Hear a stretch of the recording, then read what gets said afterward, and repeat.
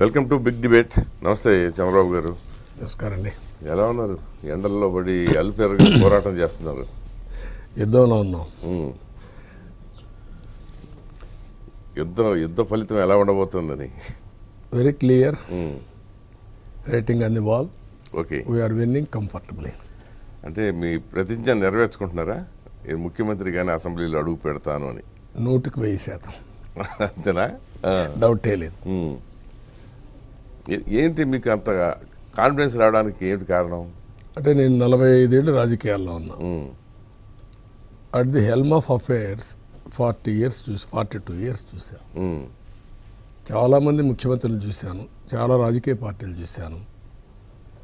ఇంత రాష్ట్రాన్ని సర్వనాశనం చేసిన వ్యక్తిని నా జీవితంలో ఎప్పుడు చూడలేదు, ఊహించలేదు. నేను అడుగుతున్న మీలాంటి వాళ్ళు కూడా జర్నలిజంలో ఉన్నారు. ఎప్పుడన్నా ఇమాజిన్ చేశారు ఇవన్నీ జరుగుతాయని? ఎట్లా ఇమాజిన్ చేయగలం మనం? ఇప్పుడు అసలు జగన్మోహన్ రెడ్డి లాంటి వాడు ముఖ్యమంత్రి అవ్వడమే నాకు ఒక వింత, నా దృష్టిలో. అది వేరే విషయం. సో జనం కోరుకున్నారో అయ్యాడు, అది వేరే, అది రియాలిటీ. కోరుకోలేదు. ఇక్కడ ఏమైందంటే నేనేమంటున్నానంటే, ఒక ఫిలాసఫీని అతని పర్సనాలిటీతో అడాప్ట్ చేశాడు. ఆ ఫిలాసఫీ నార్సిజం. వీళ్ళు ఏంటంటే అబద్ధాలు చెప్తానే ఉంటారు, దాన్ని నిజంగా నమ్మిస్తారు. అదే విష ప్రచారం చేసి నమ్మించడం అనేది. అంటే అతను మీరు చూస్తే హిస్టరీ, భారతదేశంలో ఏ రాజకీయ పార్టీనా ఒక మీడియా పెట్టిన సందర్భాలు లేవు. తెలుగుదేశం 42 ఏళ్ళు అసలు ఆలోచన ఎవరికి రాలా, అసలు ఎవ్వడికి రాలా. ఏదో ఇండిపెండెన్స్ టైంలో కాంగ్రెస్ పార్టీ పెట్టింది, కానీ అది వాళ్ళు పెట్టిన పార్టీలు కూడా పర్పస్ వేరే. అసలు ఆ పర్పస్ వాళ్ళ ఐడియాలజీని ప్రమోట్ చేయడానికి, అంతే ఇతనుగా ఇది కాదు. అవును, ఫేక్ న్యూస్ని ప్రమోట్ చేయడానికే పేపర్ పెట్టాడు. ఎవరు వస్తే వాళ్ళ మీద దాడి చేయడం, వాడు చెప్పింది నిజం అని చెప్పి నమ్మించే పరిస్థితికి రావడం, మోసం చేయడం.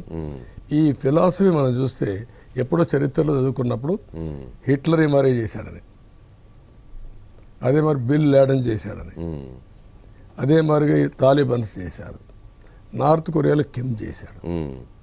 సో వాళ్ళు సరసన చేశారా జగన్మోహన్ రెడ్డిని? నేను వాళ్ళ ఆ ఐడియాలజీ మీరు చూస్తే ఏం మిగిలింది ఆంధ్రప్రదేశ్ రాష్ట్రంలో? ఏం తక్కువ ఉంది తెలుగు వారికి? అడుగుతాను, నేను ఒక పాట అడుగుతున్నా. ఇదే తెలుగు జాతి నేను 25 ఏళ్లకు మునుపు సీఎం అయినప్పుడు సిస్టమేటిక్గా నాలెడ్జ్ ఎకానమీకి డ్రైవ్ చేయాలని ట్రై చేశాం. Today Hyderabad is the proof of concept. IT professionals all over the world proof of concept. అవన్నీ అన్డిస్ప్యూటెడ్ ఫ్యాక్ట్స్. అది కూడా కాదు, అలాంటి తెలుగు జాతి అక్కడ మోసపోయి ఈరోజు ఈ విధంగా సఫర్ అవుతున్నారంటే మనం ఏమనుకోవాలి? సఫర్ అవుతున్నామని గుర్తించారా వాళ్ళు జనం మీ దృష్టిలో? గుర్తించలేదంటే రెండే మార్గాలు. అక్కడ ఉండే యంగ్స్టర్స్ అంతా అక్కడ బతకలేక బయట వెళ్ళిపోవాలి. ఎవరైనా మొబిలిటీ ఉండడం వెళ్ళిపోవాలి. ఎవ్వరు మొబిలిటీ లేని వాళ్ళు బానిసలుగా అక్కడ బతకాలి. ఏదైనా బట్టల మీద ఆధారపడి, బట్టల మీద కూడా తర్వాత బట్టలు కూడా ఉండవేమో, బట్టలు ఉండే ఆదాయం ఉండాలి కదా. నేనేమంటానంటే, ఒక్కసారి మీరు అనలైజ్ చేస్తే అబద్ధాలతో అసత్యాలతో అనునిత్యం చేస్తూ ఎవడైనా కానీ అడ్డం పడితే వాడిని వేధించి వాళ్ళు కూడా వాడైనా తెలిపోతాడు ఆత్మహత్య చేసుకొని. కరెక్టే మీరు చెప్పింది, నేను ఒప్పుకుంటా. కానీ యుద్ధ రంగంలో శత్రువు మొత్తం అతని గురించి పూర్తి అవగాహన ఏర్పరచుకోవటం కూడా అవసరం కదా. సో మీరు 2019కి ముందు జగన్ విషయంలో అట్లాంటి అవగాహన ఏర్పరచుకోలేకపోవటం వల్లే కదా మీకు ఈ ఒక రకంగా దుస్థితి అనాలి. ఎందుకంటే మీరు జీవితంలో ఏదైతే ఎదుర్కోకూడదు అనుకున్నారో ఆ సంఘటన మీకు ఎదురయ్యింది, జైలుకి వెళ్ళాల్సి వచ్చింది. జీవితంలో కొంతమంది ఊహకందనట్టు ఉంటాయి చాలా మందికి. భారతదేశ చరిత్రలో ఏ రాజకీయ నాయకుడు ఊహించాడా ఇలాంటి వ్యక్తి ఒకడు పుడతాడు, ఇలాంటి ఒక వ్యక్తి వస్తాడు? అయితే మనం కూడా ఏమారాం. మేము సరే జర్నలిజం ఉండే మీరు చెప్పండి, ఎందుకు వాళ్ళ తండ్రి ఇతను బెంగళూరు పంపించేశాడు? నేను అనేది అదే, అతనికి తెలుసు కదా. ఇప్పుడు మీరు అతనికి ఆలోచించాలి తెలుసు కదా. కానీ మనం అండర్ ఎస్టిమేట్ చేసామన్నాం. నేను అనేది అది, మీరు అంచనా వేయకపోవటం కూడా ఒక రకంగా వైఫల్యమే కదా. వైకల్యమే. నేనేమంటానంటే మనం ఊహించలేదు. ఇప్పుడు ముఖ్యమంత్రిగా ఉన్నప్పుడు రాజశేఖర్ రెడ్డి ఇతన్ని ఇక్కడ ఉండమాకు, నువ్వు బెంగళూరుకే పరిమితం అని అన్నాడు అనే సంగతి క్లియర్. అది కూడా ఎవరు నా షోలో రోషే గారు చెప్పారు, చనిపోయిన ఆయన. సో దట్ ఈజ్ అక్కడ అయిపోయింది కదా. అయితే అమ్మో ఇంత ప్రమాదకరమైన, అంటే తండ్రే భరించలేడు అంటే మనం అనుకున్నాం వాడి తండ్రికి వాళ్ళకేదో ఉందనుకున్నాం కానీ ఇంత ప్రమాదం అని ఊహించలే కదా. సరే, ఇప్పుడు మీరు చెప్పేదాని ప్రకారం ఏంటంటే అది ఆంధ్రప్రదేశ్ సర్వనాశనం అయింది అనేది. సర్వనాశనం చేశాడు, అదే చేశారు. ఇప్పుడు మీరు ముఖ్యమంత్రి అయినంత మాత్రాన అది బాగుపడుతుందా? బాగుపడే పరిస్థితిని మీరు ధైర్యము భరోసా ఇవ్వగలరా ప్రజలకి? ఆంధ్రప్రదేశ్ రాష్ట్రానికి అన్ని వనరులు ఉన్నాయి. ఒక హ్యూమన్ రిసోర్స్ తీసుకుంటే best human resources, very very enterprising. నదులు, water, sea coast, fertile lands అన్నీ ఉన్నాయి కానీ ఇక్కడ ఈ సమస్య వచ్చింది. అందుకే మేమందరం కూడా అటు పవన్ కళ్యాణ్ కానీ, జనసేన, బీజేపీ ముగ్గురం కలిసామంటే ఆ రాష్ట్రాన్ని రివైవ్ చేయాలి, రీబిల్డ్ చేయాలి అనే ధ్యేయంతో చేశాం. We are confident will do it. అంటే మీకు ఇప్పుడు మీరు పార్టిసిపేట్ చేసింది అనకాపల్లి. సో ఆ 2 మీటింగుల్లో మోదీ ఏమన్నా అంటే, మోదీ గ్యారంటీ, బాబు నాయకత్వం, మన పవన్ కళ్యాణ్ది ఉత్సాహం ఏదో. సో ఈ 3 కాంబినేషన్ తోటి మేము చేస్తామన్నారు. అంటే ఆయన నుంచి మీకు ఏమైనా ఎష్యూరెన్స్ ఉందా ఇప్పుడు మోదీ నుంచి? నేను ఏమంటానంటే, అంటే మీకంటే వ్యక్తిగతంగా కాదు నేను అడిగేది, స్టేట్కి. ఆయన వ్యక్తిగతంగా కాదు, స్టేట్కి కూడా.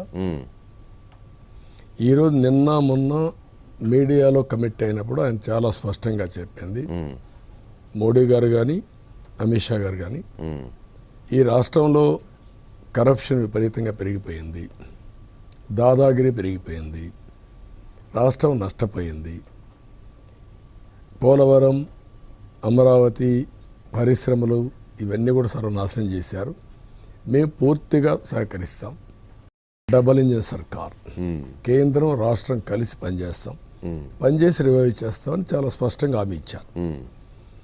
దీంట్లో నేను ఏంటంటే, మీరు హైదరాబాద్లో నేను 9 ఏళ్ళు సీఎంగా ఉన్నప్పుడు వాజ్పేయి గారు సహకరించారు నాకు. అవును, సహకరిస్తే మనం చేసుకోగలిగాం. అన్ని రాష్ట్రాల కంటే ఆ రోజు ఆంధ్రప్రదేశ్ రాష్ట్రం చేసింది పెద్దగా లేదు, ఉమ్మడి ఆంధ్రప్రదేశ్కి ఆయన చేసింది పెద్దగా లేదు, కానీ పాలసీల్లో మనకు సహకరించారు.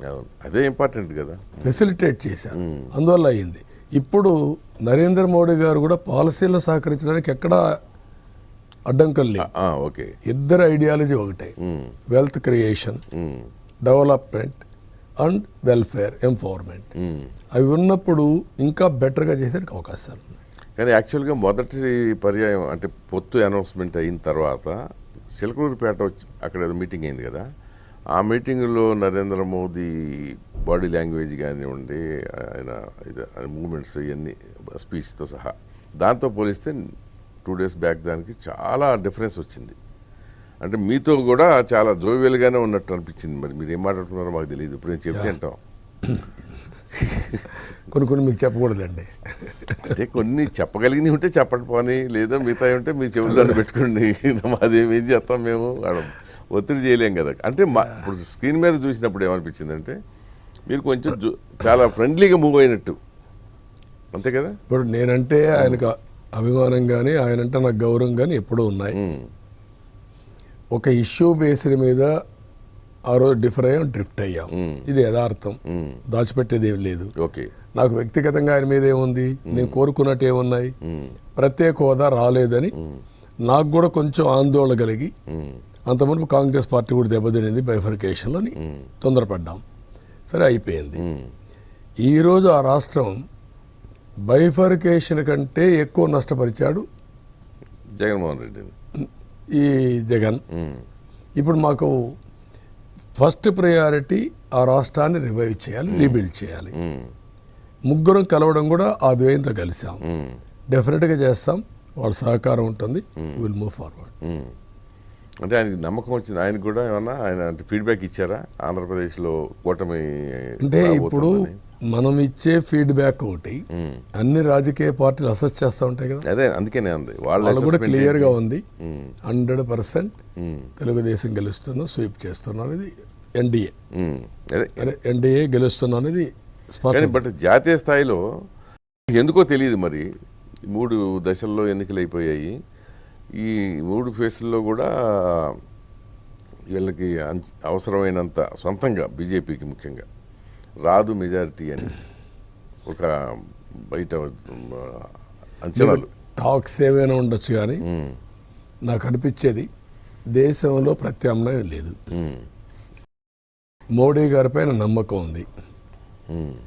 మూడోది, అతను చేసిన విధానం కూడా ఈరోజు దేశం ముందుకు పోయే పరిస్థితి. ఉదాహరణకు మనం గుర్తుపెట్టుకోవాల్సింది 10 years పరిపాలన. 10 years పరిపాలనలో ప్రపంచం మొత్తం భారతదేశానికి గుర్తింపు వచ్చింది. స్టేబుల్ సస్టైనబుల్ డెవలప్మెంట్ జరుగుతూ ఉంది. ప్రపంచం మొత్తం లీడర్షిప్ వ్యాక్యూమ్ ఉంది. మెయిన్ సమస్య అది. ప్రపంచంలోనే లీడర్షిప్ వ్యాక్యూమ్ వచ్చింది, భారతదేశం కాదు, ప్రపంచంలోనే లీడర్షిప్ వ్యాక్యూమ్ ఉంది. ఆ సమయంలో ఈయన ఒక లీడర్గా ఎమర్జ్ అయ్యి ఇండియా ప్రమోట్ చేశాడు. అదే కలిసి వచ్చింది అది. ప్రమోట్ కూడా చేయాలి కదా. మీరు ఒకటి గుర్తుపెట్టుకోవాలి, నా జీవితంలో నేను చాలాసార్లు నేషనల్ పాలిటిక్స్లో ఉన్నప్పుడు కానీ, నేను ఇక్కడ సీఎంగా ఉన్నప్పుడు కానీ, నేను చాలామంది ప్రధానమంత్రులకి ప్రెసిడెంట్స్కి చెప్పేవాడిని, మీరు ప్రపంచం మొత్తం నెట్వర్క్ చేయండి, దానివల్ల ట్రెమండస్ గుడ్ విల్ వస్తుంది కంట్రీ. కానీ నేను అదేంటి స్టేట్ చీఫ్ మినిస్టర్గా నేను పోయి నెట్వర్క్ చేస్తున్నా, వాళ్ళు రెస్పాండ్ అవుతున్నారు, మీరు చేసేట్టుంటుందని చెప్పేవాడిని. సరే అప్పుడు అనేవాళ్ళు ఇవన్నీ మన వల్ల అవుతాయా ఎందుకు వద్దే అంటే అందరూ కూడా ట్రెడిషనల్గా వెళ్ళారు. రెండోది, ఎక్కడో మనకు ఇండియన్స్కి ఇన్ఫీరియారిటీ కాంప్లెక్స్ ఒకటి ఉండేది, మనం తక్కువ అని. అది biggest advantage Narendra Modi fulfil చేశాడు. మేము తక్కువ కాదు, మేము బెటర్ దెన్ ఎనీబడి అనేది ప్రూవ్ చేశాడు. ఓకే, సో ఇప్పుడు మీరు ఏదన్నా అట్లాంటి పరిస్థితి వస్తే, అంటే భాగస్వామ్య పక్షాలతో కూడిన గవర్నమెంట్ అనివార్యం అయితే, అంటే ఎట్లాగో ఎన్డీఏ వాళ్ళని చేసుకోవచ్చు, అది వేరు, బట్ మద్దతు కూడా అనివార్యం అయితే మీరు కేంద్రంలో ఏమైనా కీలక పాత్ర పోషించే అవకాశం ఉందా పాత రోజుల్లో లాగా? అంటే పాత రోజులు 42 సీట్లు, ఆ రోజు అవసరం కొద్దీ. అప్పుడు కూడా మేము ఎప్పుడు కూడా అధికారం కావాలని ఎప్పుడు కోరుకోలేదు. యునైటెడ్ ఫ్రంట్ ఉంది, ఎన్డీఏ ఉంది. ఎన్డీఏ అధికారం, ఎన్డీఏ కంటే ముందు నేషనల్ ఫ్రంట్ ఉంది, ఎన్ఎఫ్ ఉంది. ఎన్టీఆర్ రామారావు గారు అధికారం కోసం ఆలోచించాల, అన్ని రాజకీయ పార్టీలు పోగొట్టుకొని త్యాగం చేశాడు. రెండోది, యూఎఫ్లో వాళ్ళందరూ ఒత్తిడి తీసుకొచ్చారు, లేదు నా రాష్ట్రం ముఖ్యం. ఎన్డీఏలో మంత్రులుగా చేరలేదు మేము, అధికారంలో చేరమంటే అధికారం ఇస్తామంటే అవసరం లేదు, మా రాష్ట్రం ముఖ్యం, ఈ తెలుగు కమ్యూనిటీ ముఖ్యం అని చేసిన పార్టీ తెలుగుదేశం పార్టీ. 2014లో కూడా నేను ఎప్పుడు పదవులు అడగలేదు, వారిద్దరు మినిస్టర్స్ అంటే ఓకే అన్నా, పోర్ట్ఫోలియో అడగలేదు. అది కాదు ప్రియారిటీ మాకు, రాష్ట్ర అభివృద్ధి, తెలుగు కమ్యూనిటీని ఎంపవర్ చేయడం. కాబట్టి మీకు ఊహాజనితమైనటువంటి మనం ఏదో మంత్రులు చేరిపోవాలి, నేషనల్ లెవెల్ చట్టం చెప్పాలి. మీకు మీ ప్రాధాన్యత పెరిగింది అనుకోండి, నా ప్రాధాన్యత పెరగడం వల్ల మీకు వచ్చే కిరీటాలు కొత్తగా ఉండవు, అవన్నీ మీరు చూసినాయే. నేను అనేది ఏంటంటే అది రాష్ట్రానికి ఉపయోగపడే అవకాశం ఉంటుంది కదా. నేనేమంటున్నానంటే, ఇప్పుడు జగన్మోహన్ రెడ్డి ఉన్నాడు, ఎగ్జాంపుల్ చెప్తా, నాకు పాతికే గెలిపించేసేయండి, మోదీకి మెజార్టీ రాకపోతే ఈ పాతికి తీసుకెళ్ళి ఆయన మెడలోంచి నడువుంచి నేను స్టేటస్ పట్టుకొస్తానంటాడు. నడువుంచి చేయడు, ఆయన కాళ్ళు పట్టుకొని మళ్ళా కేసులు మాఫీ చేసుకుంటాడు. రాష్ట్రం కోసరం కాదు ఇవన్నీ, ఈ డ్రామాలు అవసరం లేదు, నేను డ్రామాలు చేయను, నాకు తెలియదు. అతను అందితే జుట్టు, అందకపోతే కాళ్ళు, అతని నేచర్ అది. అది రాజకీయాల్లో కరెక్ట్గా, అందుకని నేను చెప్పింది నార్సిజం అని. ఆ సిద్ధాంతంలో ఇవన్నీ క్యారెక్టర్స్. మొన్నేమన్నాడు, నా ఇంటికి కూడా బీకలేరు అన్నారు. అవును మొదట. ఇప్పుడేమంటున్నాడు, నన్ను బీకేస్తున్నారంట. అవును. ఏమంటారు దానికి?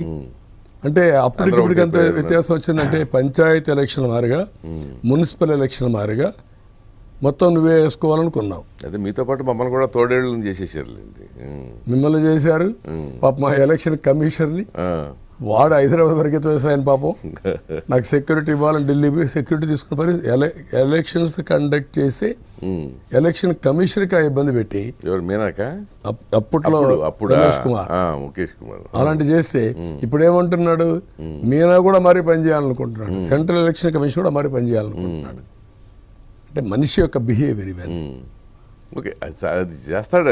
అంటే ఇప్పుడు ఒక్కొక్కళ్ళు ఒక్కొక్క మోడల్ అనుకోండి, మీరు ఒక మోడల్లో ఎంచుకున్నారు, ఆయన మోడల్ అది.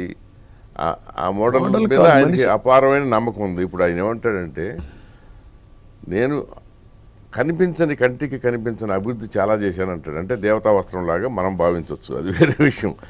అభివృద్ధి చేశానని అంటున్నాడు అతను. అందుకే జరిగింది. సంక్షేమం అనేది అసలు అంతు పొంతు లేనంత సంక్షేమం చేశాను అన్నాడు. సో ఇంక నన్ను ఎందుకు ఓడిస్తారో, అసలు నేను అసలు గెలిచినట్టే, నాకు 120, 110, 130 ఏదో మొత్తానికి ఇప్పుడు ఆ లెక్క ఏదో చెప్పుకుంటూ ఉంటారు, పూటకు ఒక లెక్క. అందుకే కదా మొన్న కూడా మీకు ఎక్కడన్నా డౌట్ ఉందా లేదా? అసలు నాకు 0.0001% కూడా డౌట్ లేదు. ఏది అతను మళ్ళీ వస్తాడని, వచ్చే సమస్య లేదు దాంట్లో. అంటే మనం ఎప్పుడు మన పెద్దవాళ్ళు అంటారు కదా, కీడించి మేలించాలని. అంటే జాగ్రత్తలు తీసుకోవాలి, ప్రజలు కూడా అర్థం చేసుకోవాలి. ఈరోజు ఏమైంది, ప్రజానీకం ఫ్రస్ట్రేషన్లో నోరెప్పలేకపోయారు. ఒక్క ఎగ్జాంపుల్, ఎంప్లాయీస్ ఫ్రస్ట్రేషన్ కూడా కాదు, నిస్సాయిత భయానక వాతావరణం ఉంటే ఎప్పుడు నోరెప్పరు, ఎవరు ఎప్పలేరు, ఇప్పితే బతకలేరు. ఇప్పుడు ఏమైంది ఆంధ్రప్రదేశ్ రాష్ట్రంలో, కొంతమందిని హెరాస్ చేసి కడాన వాళ్ళని చంపేసే సందర్భాలు ఉన్నాయి. కొంతమంది ఇంకా ఏం చేయాలనో ఊపిరాడక ఆత్మహత్యలు చేసుకుని, భయంకరమైన ఆత్మహత్యలు చేసుకునే సందర్భాలు ఉన్నాయి. ఆ ఎవిడెన్స్ అని నేను పోవడం లేదు. ఇప్పుడు అబ్దుల్ సలాం కావచ్చు, సుధాకర్ కావచ్చు, చాలా ఇన్సిడెంట్స్ వచ్చాయి. అలాంటి సందర్భాల్లో ఎన్జిఓస్ కూడా, నా 45 సంవత్సరాలు నా రాజకీయ జీవితంలో ఎన్జిఓస్ని చూసేవాడిని. ఏ చీఫ్ మినిస్టర్ అయినా గట్టిగా నిలదీసేది ఎన్జిఓస్ డిమాండ్స్ కోసం. అలాంటి ఎన్జిఓస్ ఈ 5 ఏళ్లలో ఎవడు నోరే అయిపోయే పరిస్థితి లేరు. ఏంటి మీకు గుర్తుంది కదా, ఎన్టీఆర్ సీఎంగా ఉన్నప్పుడు ఆయన కొట్టబోయారు కదా, ఆయన టేబుల్ మీద ఎక్కి పూలకుండీలు ఆయన టేబుల్ మీద పగలగొట్టి అక్కడ జేబీ పట్నాయక్ని, బిజు పట్నాయక్ చొక్కా కూడా దింపేసేసారు. ఆయన స్టార్ వర్డ్స్, ఆయన ఒరిస్సా చీఫ్ మినిస్టర్. ఆ రోజు ఎవరు సాహసం చేశారు? ఎవరు చేయలే. అలాంటిది ఇతను మొత్తం యాక్చువల్గా ఎన్జిఓ లీడర్కి భయపడేవాళ్ళు, గవర్నమెంట్లు భయపడేవి అందరం. అదే ఈవెన్ రాజశేఖర్ రెడ్డి కూడా భయపడే చేసేవాడు. అందరూ డెఫినెట్గా అందరూ నేను అనేది. ఈవెన్ ఫస్ట్ టైం ఇప్పుడు వాళ్ళు భయపడుతున్నారు. నెక్స్ట్ టైం వస్తే రివర్స్ పిఆర్సీ వేస్తాడు, జీతాలు తగ్గించడానికి పిఆర్సీ వేస్తాడు. ఇది నేను న్యాయం చేస్తానంటాడు. మనం నమ్మాలి, వాళ్ళు నమ్మాలి, లేకపోతే ప్రాణం ఉండదు. మరి జైళ్ళు ఉన్నాయి కదా, జైలు కాదు, సూర్యనారాయణ ఎవరినో పెట్టినట్టున్నారు కదా, జైల్లో పెట్టాడు. వాడు పాపం ఢిల్లీకి పారిపోయాడు, మళ్ళా వచ్చాడు, బెయిల్ తీసుకున్నాడు. అఫ్కోర్స్ అతను కూడా ఒకప్పుడు అతనికి హార్డ్కోర్ ఫ్యానే కదా, అంటే 19కి ముందు. అంటే మీకు ఆ ఫిలాసఫీని నమ్ముతారు. నమ్మినప్పుడు కొంతమంది మాయ గమ్మేస్తుంది, అది నిజం అనుకుంటారు, భ్రాంతిలో ఉంటారు. భ్రాంతి తొలగే కొంది వాళ్ళకి తెలిసిపోతుంది, అప్పుడు నిస్సహాయ స్థితికి వస్తారు, తప్పించుకోలేరు. కానీ ఇప్పుడు ఆ చట్టంలో ఇతను చేసిన దానివల్ల మీరు కానీ ఇంకొకళ్ళు కానీ ఎవరైనా సరే భవిష్యత్తులో కానీ వ్యవస్థ మొత్తం నిస్సహాయ స్థితిలోకి వెళ్ళిపోయింది. ఎట్లా అంటే ఇప్పుడు అతను ఈ బటన్లో ఈ పిచ్చిగోలతోటి ఏదో డబ్బులు పనిచేయటం మొదలుపెట్టాడు. అది ఒక అంటే దాని నుంచి వెనక్కి రాలేని పరిస్థితి వచ్చేసింది రాజకీయ పార్టీలకి. చెప్తా, దానికంటే ఇంక ఎక్కువ ఏంటి, ఇప్పుడు ప్రజలకి ఏమవుతుందంటే ఒక స్కీము ఒకసారి ఇచ్చిన తర్వాత 1 ఏడాది తర్వాత అది హక్కుగా భావిస్తారు వాళ్ళు. ఇక ఉంటుంది, ఇంకేంటి నెక్స్ట్ ఏంటి అంటారు. ఈ నెక్స్ట్ అనంతంగా తయారవుతుంది. ఇప్పుడు మీరు అంటే ఎంతో తెలియదు మొత్తానికి. వాళ్ళ లెక్క ప్రకారం ఏంటంటే 1,00,000 పైన ఏదో 1,60,000 కోట్లు ఎంతో అవుతాయి, మీ హామీలు ఎన్ని అమలు అవ్వాలని చెప్తున్నారు. మీరు కూడా ఏంటంటే చాలా ఉదారంగా రాష్ట్ర ఆర్థిక పరిస్థితికి పొంతం లేకుండా హామీలు ఇచ్చి అదే మీ మేనిఫెస్టో, ఉమ్మడి మేనిఫెస్టోలో ఇచ్చారు. అసలు అది అట్లా సాధ్యమా? 50 ఏళ్లకి రిటైర్మెంట్, అది పెన్షన్ ఏంటి, ఇవన్నీ ఏంటంటే దీనివల్ల సో డెఫినెట్గా అది మంచి అయితే చేయదు కదా. నేను ఒకటి చెప్తాను మీకు, ఒక public policy most powerful tool. ఈరోజు నేను సీఎం అయిన తర్వాత నేను తీసుకున్న నిర్ణయాలు డబ్బులు కాదు, డబ్బులు, wealth creation, revenue generation, sustainability, futuristic మీరు ఒకసారి ఆలోచిస్తే ఈ నిర్ణయాలు బ్రహ్మాండంగా పనిచేశాయి. ఆ రోజు డబ్బులు లేక కాదు, వెల్ఫేర్ ఇవ్వక కాదు, ఇచ్చాం. కానీ మీరన్నట్టు ఇప్పుడు వెల్ఫేర్ పెరిగింది, దానికి కారణం కూడా వెల్త్ కూడా పెరిగింది. వెల్త్ పెరగటం ఎట్లా అండి? నాకు అప్పుడు అప్పు చేసి వెల్ఫేర్ చేయటం ఏంటండి? అదే నేను చెప్పేది, ఇక్కడ జరిగింది వేరే మోడల్. కొన్ని రాష్ట్రాల్లో సస్టైనబుల్ డెవలప్మెంట్ ఉన్నాయి, ఆంధ్రప్రదేశ్లో లేదు. ఇక్కడ ఏమైందంటే వెల్త్ని డిస్ట్రాయ్ చేసి డెవలప్మెంట్ ఆపేసి వెల్ఫేర్ ఇచ్చుకుంటా పోయాడు కాబట్టి ఇప్పుడు ప్రాబ్లమాటిక్ అయింది. కానీ రెండు బ్యాలెన్స్ చేస్తే అది కూడా లాజికల్గా ఎంపవర్మెంట్ వైపు తీసుకెళ్ళాలి. ఉదాహరణ నేను ఏమంటున్నా అంటే, మీరు కూడా విట్నెస్ చేశారు, రిఫార్మ్ రాకమునపు ఎక్కడ పెద్ద ప్రాజెక్టులు ఉన్నాయి? తెలుగు గంగ ప్రారంభించాం, అందరినేవో ప్రారంభించాం. ఎప్పుడు అది గంగ ఎంత? 20 కోట్లు, 30 కోట్లు, 30 కోట్లు పెట్టాడు. అవును. ఇప్పుడు ఎంత? 30,000 కోట్లు మాట్లాడుతాను. అవును. ఆ స్కేల్ పెరిగింది. పైగా దాంట్లో తమిళనాడు ఆట. ఇప్పుడు స్కేల్ పెరిగింది. ఒక వాజ్పేయి గారు ప్రధానమంత్రిగా ఉన్నప్పుడు నేను ఆయన దగ్గరికి వెళ్ళి డీరెగ్యులేషన్ ఆఫ్ టెలికమ్యూనికేషన్ సెక్టర్ చేయాలండి అన్నాను. నువ్వు సరిగా మాట్లాడుతున్నావు, ఏదో మాట్లాడతావు, విఎస్ఎన్ఎల్ ఉంది, బిఎస్ఎన్ఎల్ ఉంది, పబ్లిక్ ఇష్యూ, అది ఎక్కడ డబ్బులు అన్నాడు. సరే ప్రపంచం అంతా చేశారు, మనం కూడా చేద్దాం, ప్రీమియం పే చేద్దాం. సరే నువ్వే రిపోర్ట్ ఇవ్వమని నేను రిపోర్ట్ ఇచ్చాను, యాక్సెప్ట్ చేశాడు. ఆ రోజు డబ్బులు లేరంటే 5 ఏళ్లలో స్కామ్ ఎంత? 3G 3 లక్షల కోట్లు అప్పట్లో మహాడాం. దాన్ని అదయింది. రోడ్లు వచ్చాయి. రోడ్లు సరే అన్నాను, సార్ ఈ రోడ్లు వేయాలి, ఏం చిన్న దేశం సార్, బుడ్డ దేశం మలేషియా. ఆ దేశంలో ఏంటి 8 లేన్ ఉంది, పోతే ఎంత బాగుందంటే అంత ఆనందంగా ఉంది అన్నా. నీకు కొత్త కొత్త ఆలోచనలు వస్తాయన్నాడు. చాలా చనువుగా ఉన్నాడు. అవును. లేదు సార్ చేయాలన్నా. ఎడ్ చేద్దామన్నాడు.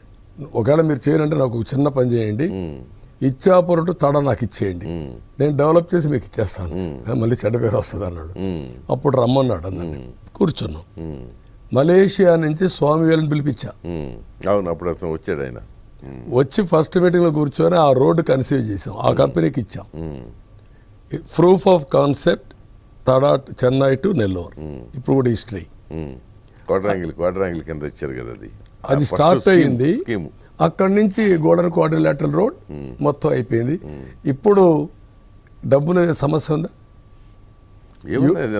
రికవరీ అయ్యేదే కదా users payment. That is the policy strength.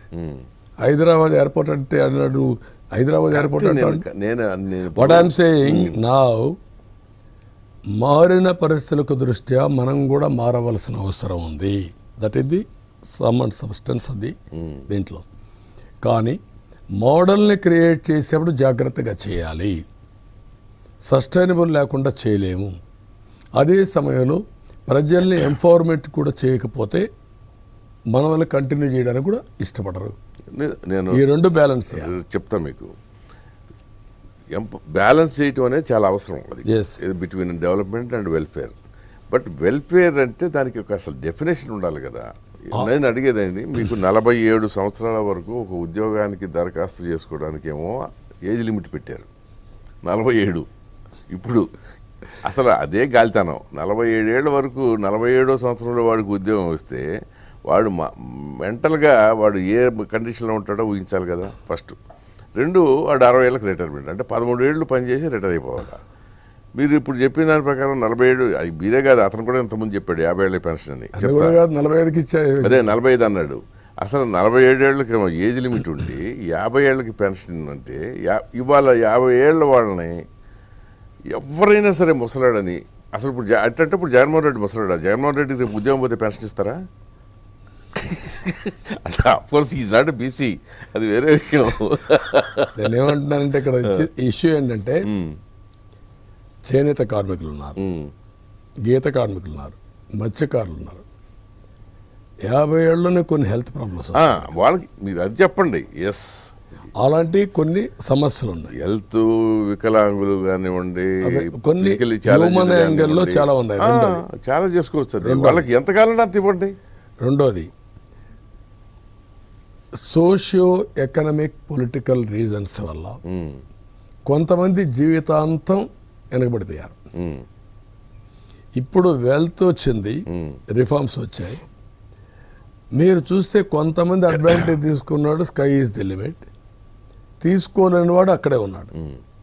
అది ఎవరిలో ఎక్కువ ఉన్నారు?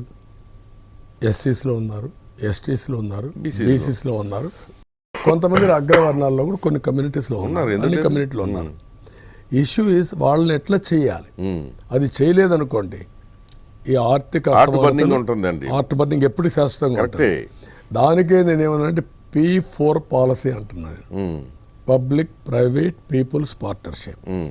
మనం ఇచ్చే డబ్బులంతా కూడా మీరు లాజికల్గా తీసుకెళ్ళి వాళ్ళ ఆదాయం పెంచే మార్గం చేయగలిగితే మరి అదే కదా దాన్ని ఇంటిగ్రేట్ చేస్తున్నప్పుడు. ఇప్పుడు ఇక్కడ తెలంగాణ విషయం తీసుకుందామండి.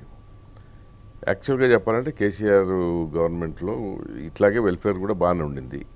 వెల్ఫేర్తో పాటు జగన్ కంటే భిన్నంగా అతను డెవలప్మెంట్, సరే దాన్ని విమర్శించేవాళ్ళు కొంతమంది ఎప్పుడు ఉంటారండి, అది వేరే విషయం. కాళేశ్వరం కానీ ఇంకోటి కానీ బట్ మొత్తానికైతే దేర్ ఆర్ సర్టన్ కన్స్ట్రక్షన్స్, నిర్మాణాలు ఉన్నాయి, అది కొంత జరిగింది అక్కడ. అయినా సరే తెలంగాణ జిల్లాల్లో అన్ని చోట్ల అతన్ని తుడిచిపెట్టేసి హైదరాబాద్లో మాత్రం అన్ని సీట్లు అతను గెలిచాడు. సో డిఫరెన్స్ ఏంటి? హైదరాబాద్లో ప్రత్యేకంగా ఇట్లాంటి వెల్ఫేర్ ఏం లేదు. It's a feel good. ఓవరాల్గా ఏంటంటే గవర్నమెంట్ బాగుంది అని వాళ్ళు అనుకున్నారు. అని కూడా అంటే ల్యాండ్ ఆర్డర్ ప్రాబ్లం లేదు, రోడ్లు బాగానే ఉన్నాయి, వాడి ఆస్తి వాల్యూ పెరిగింది. హైదరాబాద్ ఎకో సిస్టమ్ ఒక విధంగా చెప్పాలంటే నా తర్వాత వచ్చిన ముఖ్యమంత్రికి అందరికీ నేను ధన్యవాదాలు చెప్పాలి, నమస్కారాలు తెలియజేయాలి. కరెక్టే. కారణం ఒకటే, ఓన్లీ థింగ్ ఏంటంటే అప్పట్లో జగన్మోహన్ రెడ్డి రాలా, అదే ఇది కూడా సంకనాగిపోయేది. నేను ఎందుకే చెప్పి అలాంటి వాడు రాలేదు కాబట్టి సర్వే అయింది. వాళ్ళు చేశారా లేదా వేరే కానీ ఎవరు డిస్ట్రాయ్ చేయలేదు. మనం యువతనే ప్రజావేదిక మారిగా రాజశేఖరుడు హైటెక్ సిటీ కూర్చుంటారు. అదే నేను చెప్తున్నా, అయిపోయాడు. డెఫినెట్గా యూ మస్ట్ బి థ్యాంక్ఫుల్లే.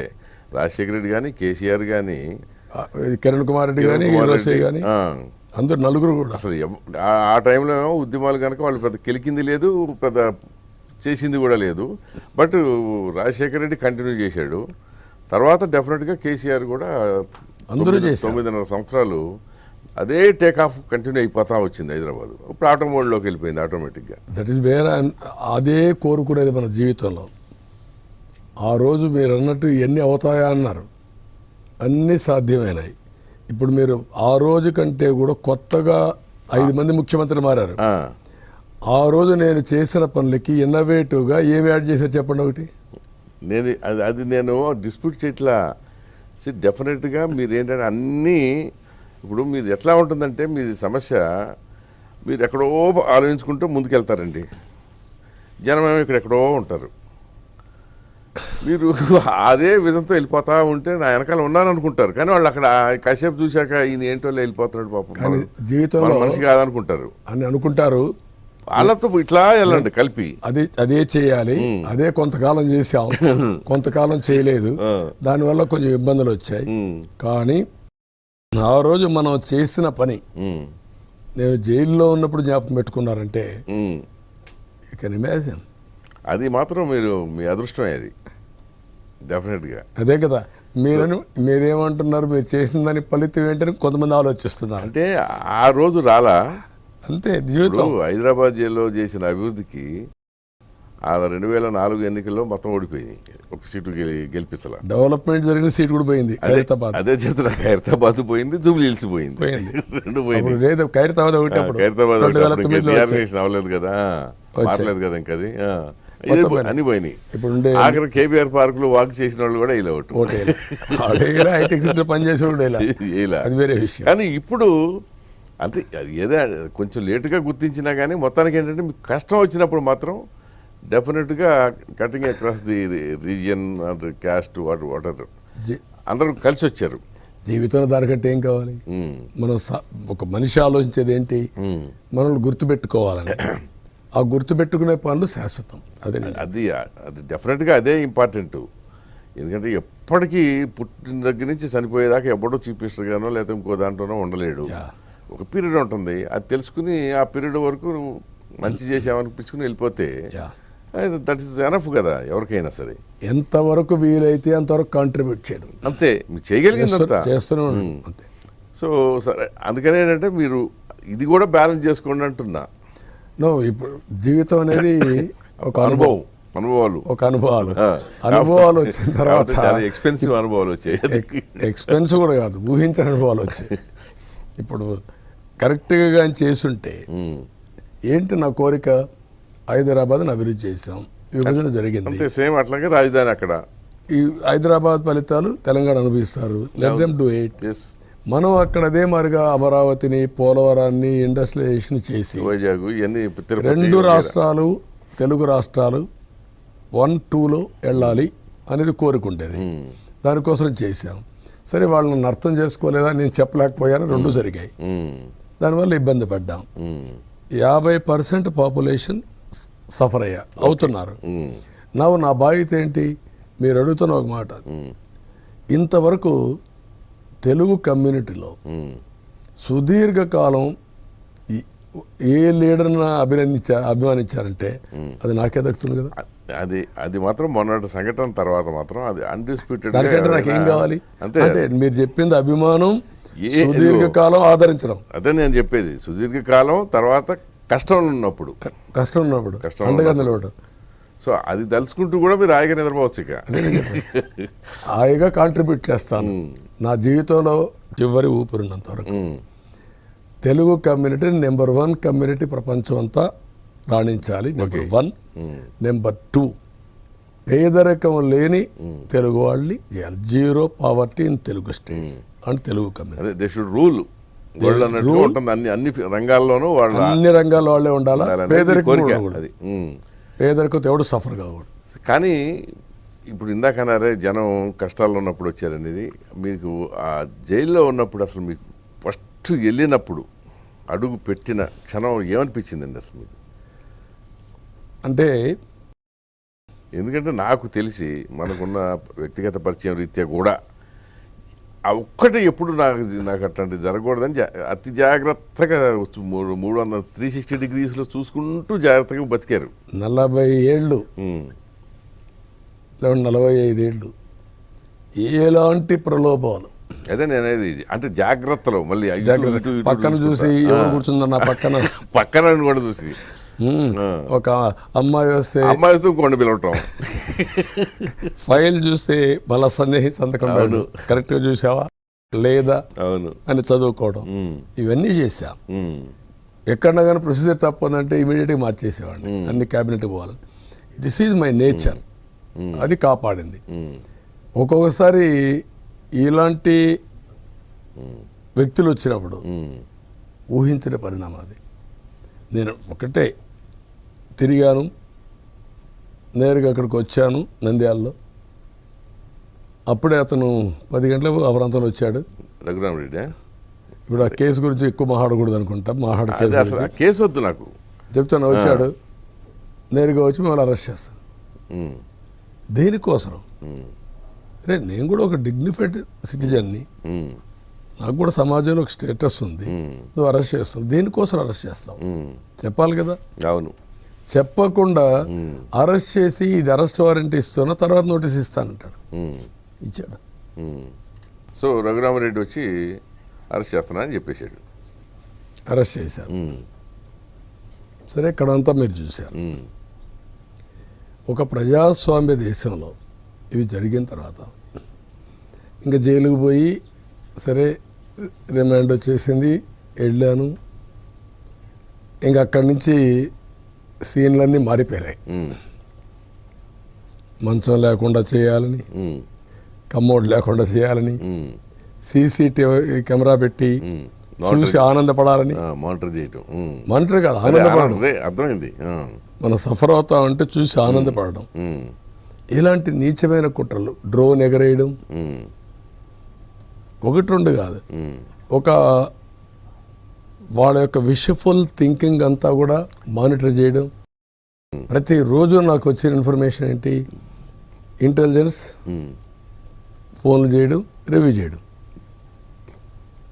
సో ఒక రకమైన రాక్షసానందం పొందారంటారు. రాక్షసానందం పొందడమే కాకుండా వాళ్ళు అనుకున్న విషఫుల్ థింకింగ్ నన్ను ఎలిమినేట్ చేయాలంటే చేయలేకపోయారు. అది కూడా అనుకున్నారా? That is what everybody is saying. అక్కడ ఉన్న ఆ సిమ్టమ్స్ కూడా కనపడేది అదే కనపడస్తాయి. ఓకే, కాబట్టి నేను కూడా మన చేతలు ఏముంది, అంతే కదా, ఏ జరిగితే జరుగుతుంది. కాబట్టి ఆధారపడితే వచ్చేది ఏంటి? కడాన నేను మస్కిటోస్ కూడా లోపల వస్తే అడుక్కోవాల్సిన, డిమాండ్ చేసి దాన్ని కంట్రోల్ చేసి మస్కిటోని అట్టికట్టమని, నీళ్లు చల్లనీళ్లు ఇస్తే వేడి నీళ్ళు ఇమ్మని, కుర్చీ లేకపోతే కుర్చీ ఒకటి ఇమ్మని. అన్నీ అడుక్కోవటమే ఇక రోజు అడుక్కోవడం కాదు, గట్టిగా ఫైట్ చేయడం. అదే అంటే ఏంటి ఇవన్నీ? అంటే ఏ విధంగా మానిటర్ చేశారు, ఏ విధంగా చేశారు? ప్రతి ఒక్కరు వండుకొని లేదు లేదు మీరు జాగ్రత్తగా ఉండి, నేను జాగ్రత్తగా ఉంటే ఏం చేస్తాను? అంతే కదా, ఒకళ్ళు మీకు తోడు ఎవరు లేరు. అప్పుడంటే జగన్మోహన్ రెడ్డితో పాటు ఒక పెద్ద బ్యాచ్ ఉండేది. ఆ బ్యారక్లో నేను ఒక్కడే ఉంటే ఆడ సెక్యూరిటీ. వాళ్ళు పాపం ఏ మాటకు ఆ మాట, ఎక్కడ నా మీద అలాంటి అంటే మర్యాదగా లేరు, అమర్యాదగా ఎవరు లేరు. కానీ భయం ఉంది. భయం అంటే ఇన్ ది సెన్స్ అభిమానం కానీ డ్యూటీ కానీ, కానీ ప్రెషర్ ఉంది. నాకు ట్యాబ్లెట్స్ కూడా ఇవ్వకూడదనే ఆలోచన. నాకు ఇవన్నీ వస్తే రిపోర్ట్ ఇచ్చిన రిపోర్ట్ తారుమారు చేయడం. హెల్త్ రిపోర్ట్ ఏమంటుందండి, వాళ్ళు రిపోర్ట్ ఇచ్చాడు. అవును, నాకేమన్నారు, నా కన్నుకు ఇదే అయింది, అవును, ఆపరేషన్ చేసుకున్నాను, రెండో కన్నుకు ఆపరేషన్ చేసుకోవాలి, అవును, ఆ టైం ఉంది. అది ఆ డాక్టర్ వచ్చి టెస్ట్ చేశాడు, చేసి ఆపరేషన్ చేసుకోవాలి. సాయంత్రానికి రిపోర్ట్ని మార్పించారు. ఏమని? ఆపరేషన్ చేసుకున్న దాన్ని ఎప్పుడైనా చేసుకోవచ్చని, మళ్ళీ తొందర లేదని. అదే అంటే ఏమనాలి దీన్ని? అడుగడుగున వాళ్ళ ఉద్దేశం అల్టిమేట్గా ఏం చేయాలో తెలియదు, కానీ సిమ్టమ్స్ అయితే ఇవన్నీ. విషప్రయోగం చేస్తారు కొంతమంది. అది సందేహాలు వస్తే అన్నీ వస్తాయి కదా.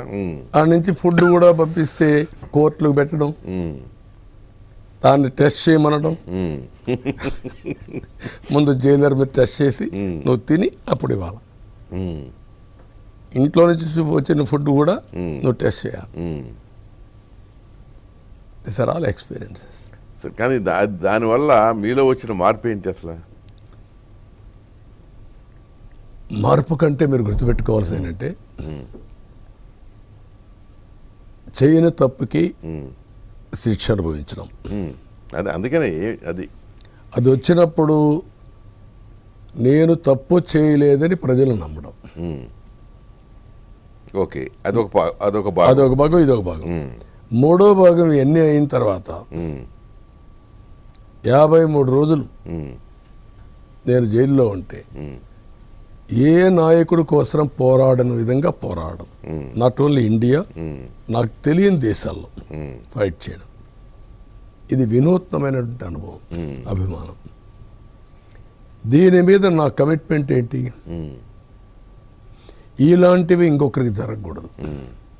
రాజకీయాలు, ఇలాంటి ఉన్మాద రాజకీయాలు కానీ, దౌర్జన్య రాజకీయాలు కానీ, నేరపూరిత రాజకీయాలు కానీ జరగకూడదు. దాన్ని ప్రక్షాళన చేయడం ఒక యాంగిల్. రెండోది, ఇంత నమ్ముకున్న ప్రజానీకాన్ని నేను మళ్ళా ఎంపవర్ చేయడం రెండో మార్గం. అదేమో మీరు విశాల దృక్పథంతో ఆలోచించినట్టు ఉంటుంది. కానీ ఇప్పుడు ఆంధ్రప్రదేశ్లో గత 5 సంవత్సరాలుగా జరిగిన సంఘటనలు, పరిణామాలు, ఆ ప్రభుత్వ ధోరణులు వీటన్నిటితోటి పిల్లల్ని పలకరించినా కానీ పగ పగ పగ పగ అన్నట్టుగా తయారైపోయారు.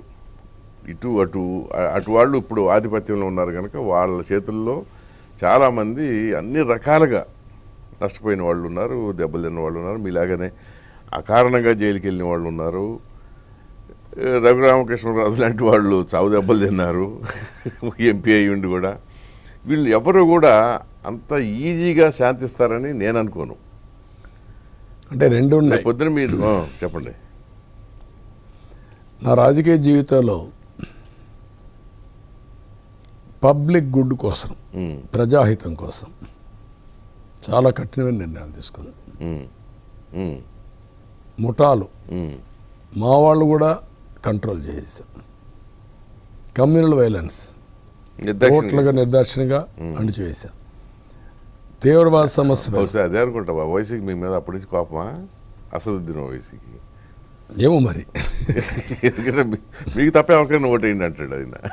అది ఎప్పుడు ఎలక్షన్ చేసి చెప్తా అంటాడు. అదే అంటున్నా, విచిత్రమైన వ్యక్తి. అప్పటిదేదో ఉన్నట్టుంది ఉమ్మడి రాష్ట్రంలో. అంటే వాళ్ళ ఎవ్వరి ఆటల్ని సాగనలేదు కదా, ఐరన్ హ్యాండ్తో పోయాను కదా. ఓవరాల్ ఇంట్రెస్ట్ అది సొసైటీకి వెళ్ళాను. ఓకే, పీస్ కోసం, ప్రాస్పరిటీ కోసం. సరే, తీవ్రవాదులు కూడా నా మీద క్లెయిమోర్ మైన్స్ బ్లాస్ట్ చేశారు, అయ్యింది.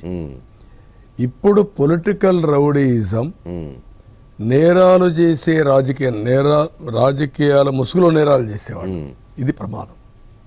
దాన్ని టోటల్గా సో వాళ్ళ తాట తీస్తారు. ఏం చేస్తానో చూస్తారు మీరు. అంటే మీ స్నేహితుడు పవన్ కళ్యాణ్ మాట్లాడితే తాట తీస్తా ఉంటాడు కదా, అదే చెప్తాను. ఏం చేస్తారో చూడబోతున్నారు అంతేనా? స్క్రీన్ మీద చూడాల్సిందే. జూన్ 4 తర్వాత జూన్ 4 తర్వాత చూస్తారు. అంటే ఇప్పుడు సపోజ్ రఘు ఉన్నాడు అనుకోండి, ఇప్పుడు ఎమ్మెల్యేగా పోటీ చేస్తున్నాడు. అతను ఖచ్చితంగా తను కొట్టిన వాళ్ళ అధికారుల మీద చర్య తీసుకోవాలనుకుంటాడు ఏదో రూపంలో, ఏదో అంటే అతనికి అది అతను దహిస్తూ ఉంటుంది కదా. ఇప్పుడు అంటే నేను ఏమంటానంటే 2 ఆస్పెక్ట్స్. ఒకటి, ప్రజలకు జరిగిన అన్యాయం.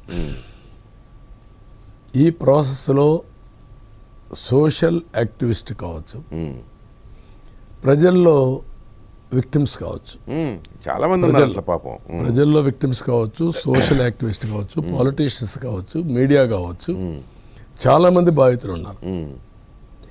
ఈ రెండు కూడా బ్యాలెన్స్ చేసి మళ్ళా పునరావృతం కాకుండా చేయాలి తప్ప ఒక వ్యక్తి ప్రయోజనాల కోసమే మనం పోతే ప్రాబ్లం. వ్యక్తి గురించి కాదు, వ్యవస్థ.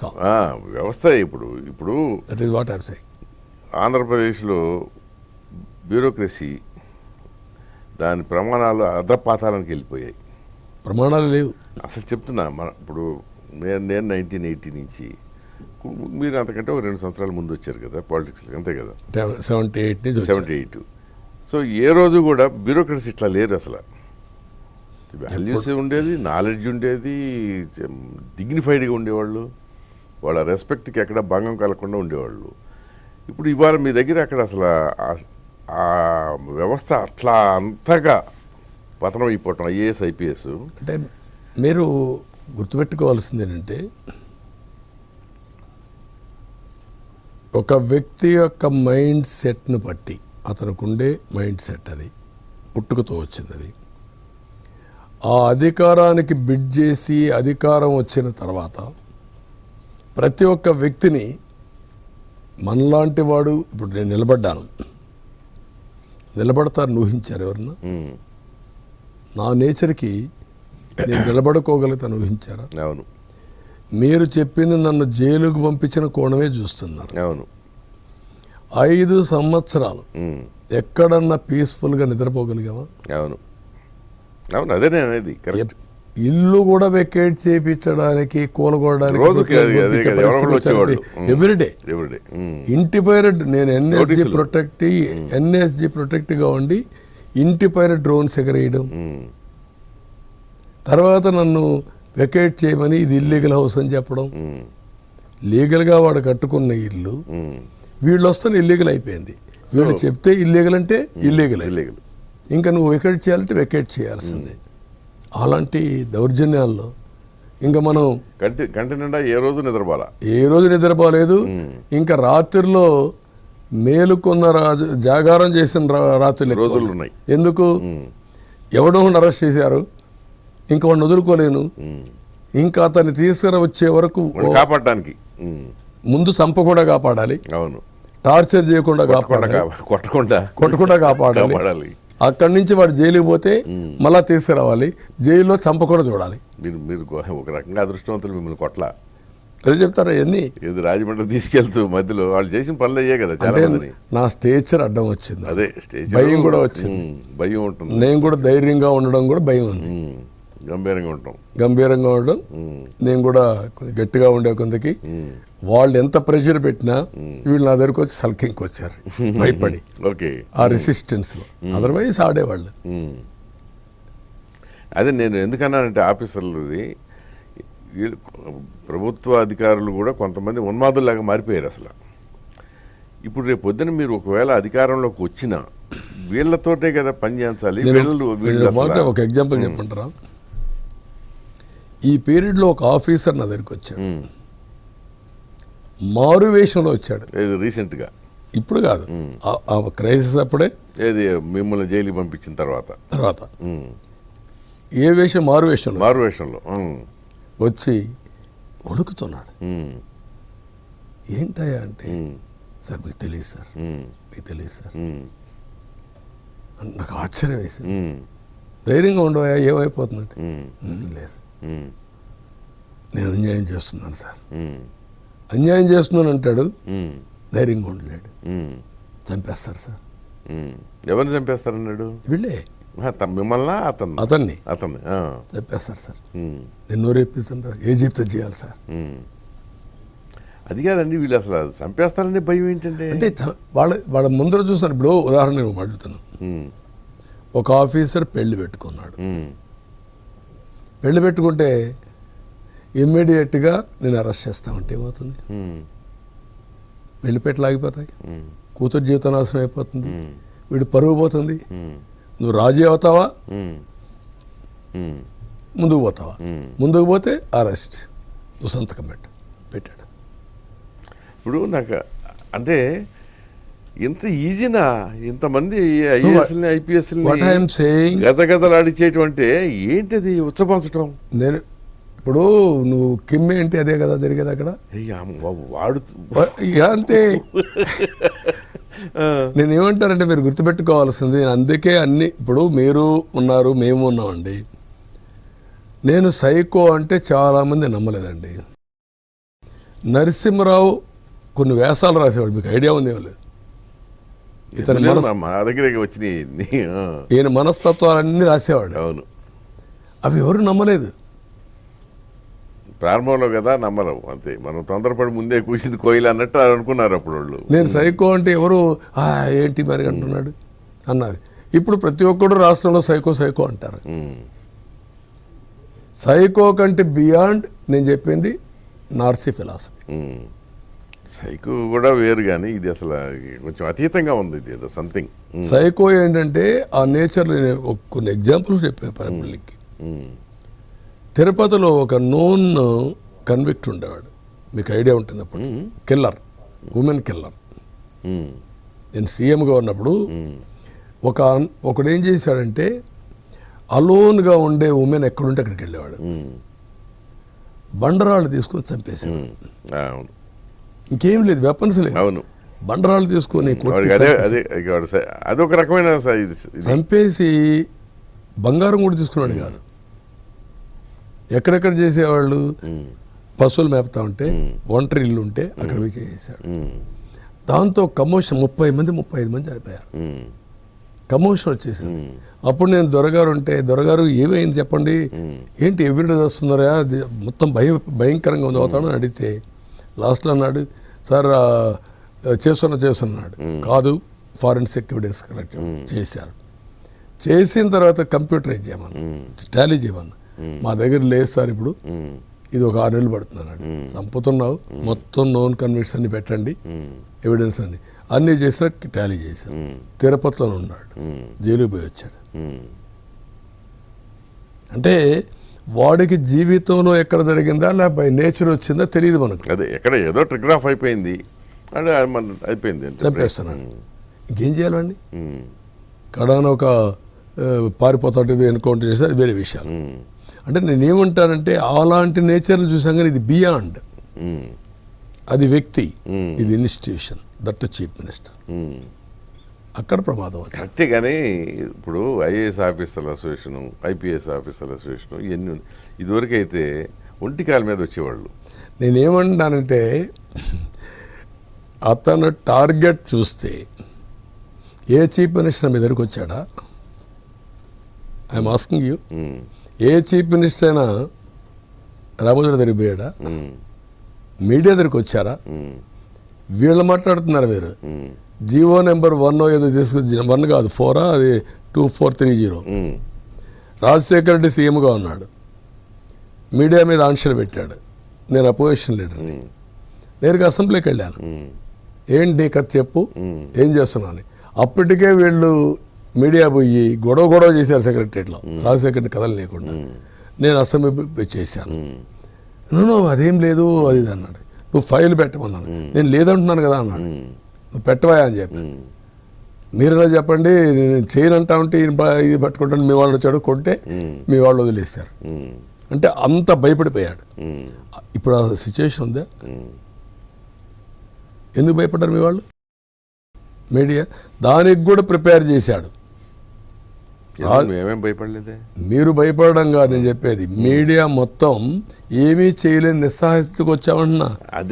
నేను అదే చెప్తున్నా. ఇప్పుడు ఎగ్జాంపుల్ మీకు తెలంగాణ ఉంది. తెలంగాణలో కూడా మెజారిటీ మీడియాని కేసీఆర్ లొంగ తీసుకుని రాజ్యం చేశాడు.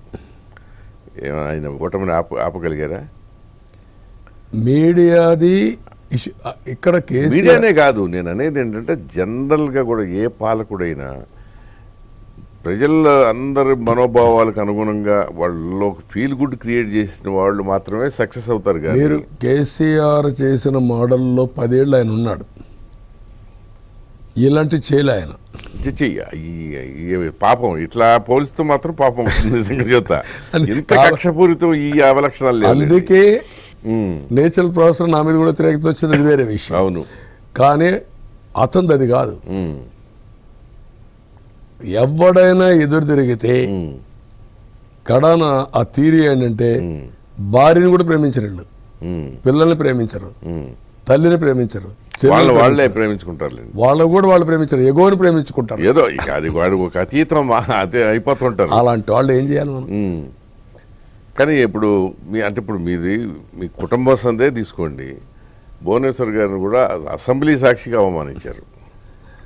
ఇవి మర్చిపోతగ్గవి కాదు. ఇప్పుడు మీరు మర్చిపోయిన లోకేష్ వాళ్ళ అమ్మకి జరిగిన అవమానాన్ని లోకేష్ ఎట్లా మర్చిపోతాడు? నేను ఏమంటానంటే ఎప్పుడు రానావిడ రోడ్డు మీదకి వచ్చింది కదా 40 ఏళ్ళుగా. ముఖ్యం ఏంటంటే తెలుగు వచ్చింది, అన్ని అదే తెలుగు వచ్చింది, తెలుగు వచ్చింది, కమిట్మెంట్ ఏదో చేయాలని ఏదో చేసింది, పట్టుదల వచ్చింది. అంటే అంతవరకు ఏంటంటే ఆవిడ పని ఆవిడ చేసుకున్నది. అలాంటివన్నీ చేశాడు అతను. ఒక సిచ్యువేషన్, ఒక సంక్షోభం, సో మెనీ ప్రాబ్లమ్స్. కానీ కొడాలి నాని మాత్రమే వాడదగ్గ భాష, వాడదగ్గర కాదు వాడే భాష. మీరు ఈ మధ్య 1-2 సందర్భాలు వాడారు. మీకెందుకు అది? మీకు ఎట్లా సూట్ అవుతుంది అది అసలు? నీ అమ్మ మొగుడు అనే పదం ఓసారి ఎమోషన్, అదే నేను చెప్పేది. In course of time will correct. మామూలుగా ఏంటంటే మీరు అసలు అది తూకం వేస్తారు కదా పదాల దగ్గర కూడా. నా లైఫ్ అంతా అదే చేశాను. ఒక దుర్మార్గుడి మీద పోయినప్పుడు ప్రజలు లేకపోవాలి కాబట్టి ఆవేదన బాధతో ఫ్రస్ట్రేషన్ కూడా వీళ్ళ బిహేవియర్ చూసినప్పుడు కళ్ళ ముందర కనపడొస్తూ ఉంటుంది. వాడు చేసే పని చూసినప్పుడు ఇంకా ఫ్రస్ట్రేషన్ వస్తుంది, నిలదొక్కోవాల్సి వస్తుంది, సమయాన్ని పాటించాల్సి వస్తుంది. అంటే అన్ని ప్రాబ్లమ్స్ ఉంటాయి. ఓకే, నాకు జరిగిన అవమానాలు ఎవరికన్నా జరిగాయి ఈ దేశంలో? ఇన్ని అవమానాలు. మరి సరే, సన్మానాలు అవమానాలు ఇవన్నీ ఒకదాని తర్వాత ఒకటి ఉంటాయి అనుకోవటం. దాని గురించి బాధ లేదు. కానీ ఇక్కడ జరిగే అంటే ఇది ఇట్లాంటిది మాత్రం రాజకీయాల్లో ఫస్ట్ టైం చూస్తున్నారు, అందరూ చూస్తున్నారు, అందరికీ తెలుసు కూడా అది. కాకపోతే వ్యవస్థ అంటే నాకు ఇప్పుడు అనిపించింది ఏంటంటే ఈ బ్యూరోక్రసీని ఇంత ఈజీగా భయపెట్టవచ్చు అనమాట, ఇంత అంటే ఈజీగా లొంగ తీసుకోవచ్చు అనమాట. నేనేమంటానంటే మీరు ఒక బ్యూరోక్రసీ మాట్లాడుతున్నారు, కాదు అట్లా కాదు. ఇండస్ట్రీస్ అదేనా నేను 30 ఏళ్ళు నేను ఇండస్ట్రీ పెట్టి నేను నర్చర్ చేసుకుంటే రాసిమెంట్ రాయిచ్చేస్తున్నాం కదా, అదే నేను చెప్తున్నాను. నా భూ రాయిచ్చేస్తున్నాం కదా, ఆ. మరి లేకపోతే వస్తాం ప్రాణం ఉంటే. అదే నేను చెప్పేది. ఇప్పుడు అసలు ఇది ఎంత ప్రమాదకరమైంది. ఇప్పుడు రేపు పొద్దున ఎవరికైనా ఈ ఆలోచన అప్పుడు మీకు రాకపోవచ్చు. మీరు అధికారంలోకి వస్తే మీ పార్టీ వాడికి ఎవరికన్నా జిల్లా స్థాయిలోనో కాన్స్టిట్యున్సీ స్థాయిలోనో వచ్చింది అనుకోండి, వాడు ఇట్లాగే తెగబడతాడు అక్కడ. అంతే, అదే ఉంటాయి. ఇంకా అది నెక్స్ట్ లెవెల్కి ఏమవుతుంది, నీ పెళ్ళం ఏమంటే నాకు ఇష్టం పంపించంటాడు. ఇక ఏం చేస్తారు అప్పుడు? అది మీకు అలాంటివి కూడా జరగలేదని చెప్పలేము ఇక్కడ. అదే నేనేమంటానంటే ఒకసారి నాకు చాలా అనుభవాలండి లైఫ్లో, 5 ఏళ్ళు చూడలేనివి ఊహించలేరు చూసా, చూడకూడనివి వినకూడనివి. అంతే. ఒక అమ్మాయి వచ్చింది, వచ్చి సరే అది కడప, ఏంటమ్మా చెప్పకూడని విషయాలు సార్. ఏంటమ్మా ఏంటి? కళ్ళు నేను పెట్టుకోను, నా క్యారెక్టర్ సంబంధించిన విషయాలు సార్, బయట చెప్పుకోలేకపోతే